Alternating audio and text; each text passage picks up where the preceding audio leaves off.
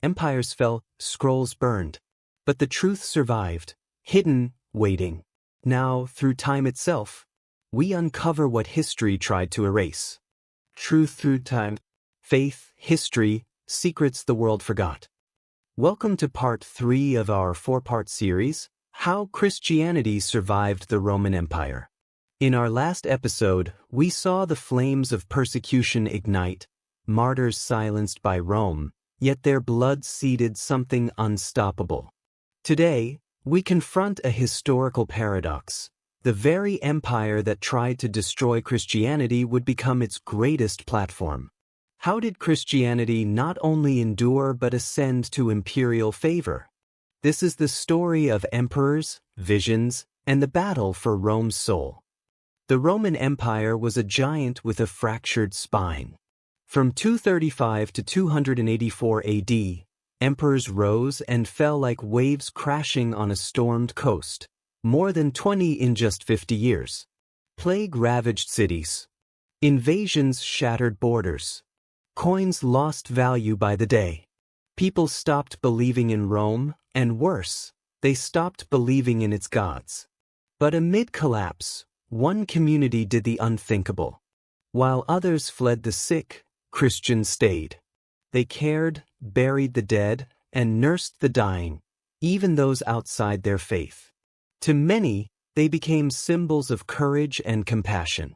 Bishop Cyprian called the plague a test, not a punishment.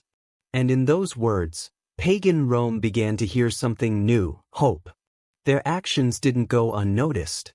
Pagans began to admire the Christians' selflessness.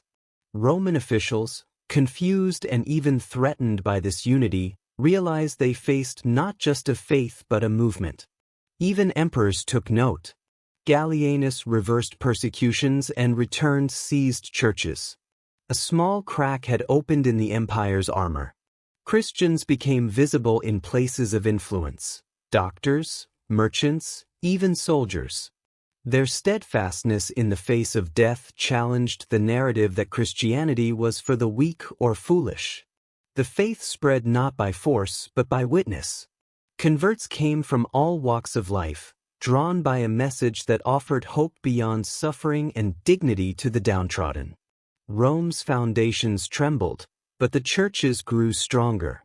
Then came Diocletian, military genius, devout traditionalist, determined to crush chaos and Christianity. He implemented sweeping reforms to stabilize the empire. But where he saw order, he demanded uniformity, and Christianity's refusal to worship Rome's gods seemed dangerous. In 303 AD, he launched the Great Persecution. Churches were burned. Scriptures turned to ash. Christians forced to choose: sacrifice to the gods or face prison, torture, even death. It was meant to be the end. Instead, it became the crucible. Stories of martyrdom spread like wildfire. Christian networks went underground, providing food, aid, and strength. Secret symbols marked meeting places. Letters and prayers moved from hand to hand across the empire. Entire families were arrested. Converts were tested, yet many stood firm. Their courage became legendary. Christian art from the period, scenes etched on tombs and painted on catacomb walls, showed Daniel in the lion's den, or the Good Shepherd, offering quiet courage amid terror. By 311 AD, even Galerius, one of Christianity's fiercest enemies, lay dying and begging for Christian prayers. He issued an edict of toleration, admitting Rome could not crush this faith. In 312 AD, Constantine marched to war. His rival, Maxentius. The prize, Rome itself. The night before battle, Constantine saw something. A vision. A cross of light, and the words, in hoc signo vinces, in this sign you will conquer. The next day, shields bore the Chi-Rho, the symbol of Christ. Constantine won. Decisively. He credited victory not to Mars or Jupiter, but to the Christian God. In 313 AD, the Edict of Milan legalized Christianity. Persecution ended. Churches reopened.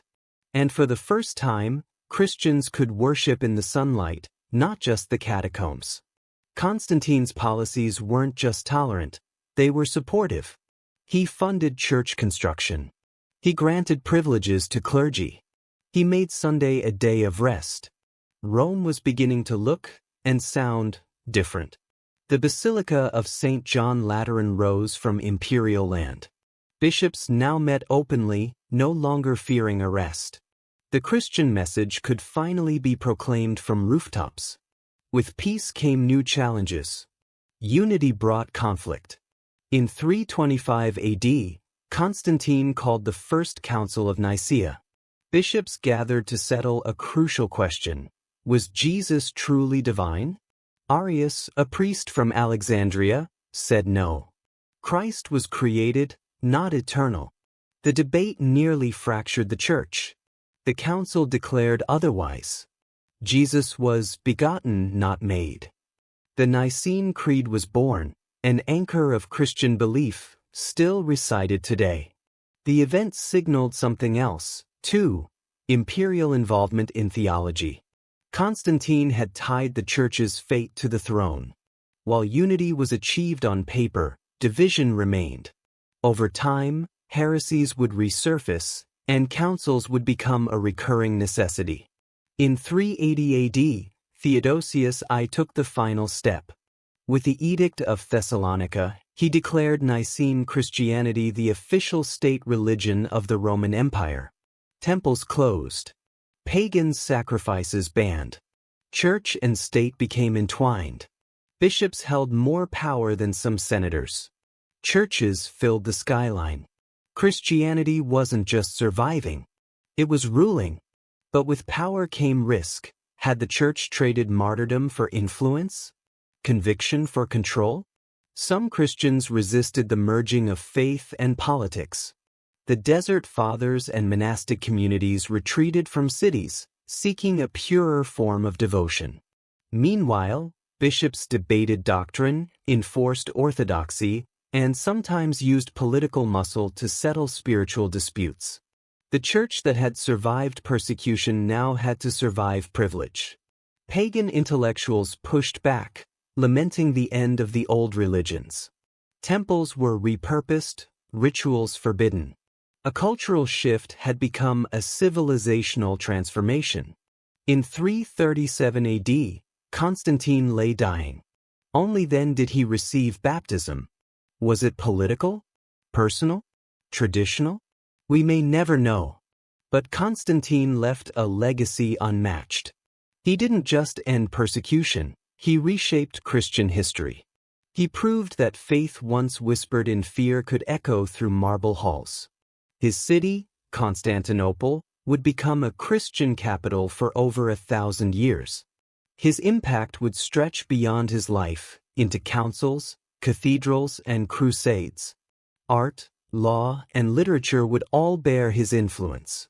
And yet, debates over his true faith and motives continue.